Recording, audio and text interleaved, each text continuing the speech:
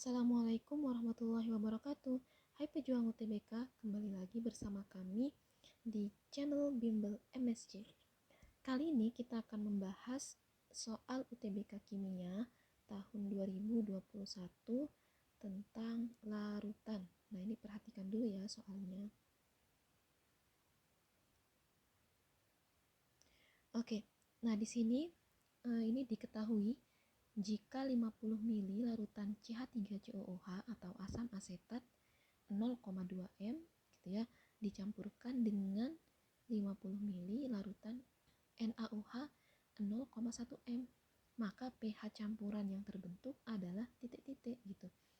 Nah, ketika ditanya pH dari percampuran ya, pencampuran suatu asam dengan basa yang kedua zatnya itu sama-sama diketahui jumlahnya. Nah, ini kan ada 50 ml 0,2 m, yang NaOH 50 ml 0,1 m. Maka otomatis teman-teman harus mencarinya dulu reaksinya itu menggunakan mohon maaf ini COOH ya, menggunakan MRS. Nah, seperti biasa.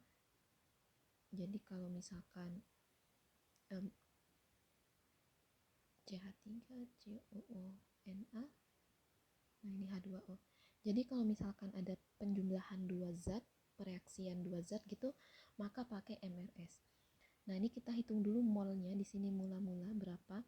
Nah, ingat cara nyari mol gitu ya. Mol sama dengan M kali V. Maka yang CH3COOH itu molnya akan sama dengan 50 dikali 0,2. Seperti itu. Maka hasilnya 10.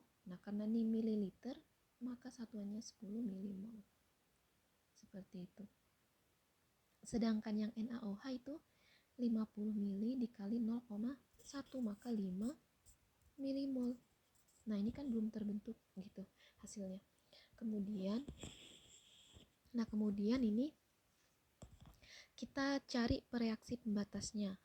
Nah, ini caranya adalah dengan membagi molnya menggunakan koefisien. Nah, 10 dibagi 1, 10, 5 dibagi 1 di sini kan 5, maka yang habis duluan adalah NaOH dengan bereaksi sebanyak 5 milimol.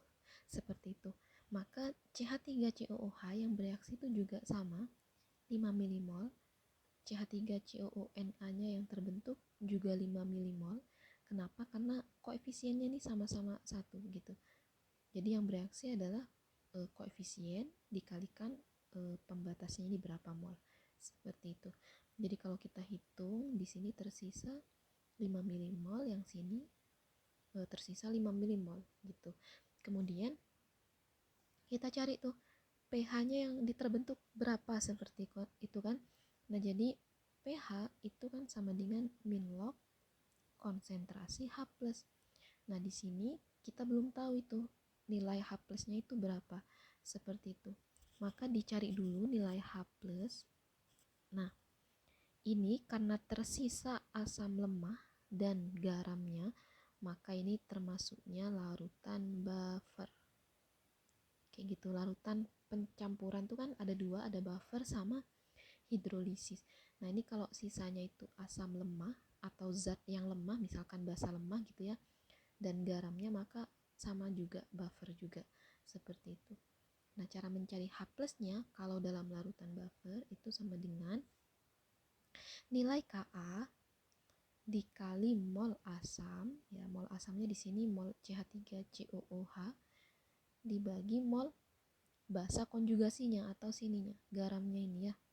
Jadi basa konjugasi. Seperti itu. Nah, karena pada soal diketahui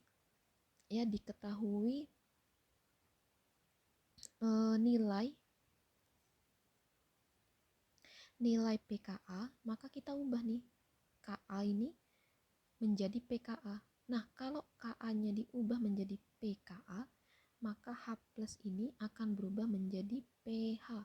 Langsung seperti itu. Nah, kemudian bagaimana dengan yang ini? Yang mol asam per mol basa, seperti itu. Maka ini karena nih menjadi logaritmanya, maka tanda kali di sini itu akan menjadi tanda plus log gitu ya. mol asam per mol garam.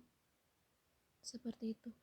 Nah, kemudian kita masukkan aja angkanya, pKa-nya 4,76 ditambah log, nah ini 5 ya per 5 log 1 berarti 4,76 log 1.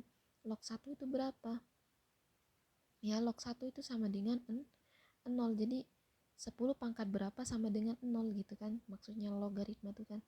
Jadi pH-nya akan tetap sama, yaitu 4,76. Berarti jawabannya adalah yang C. Seperti itu. Oke.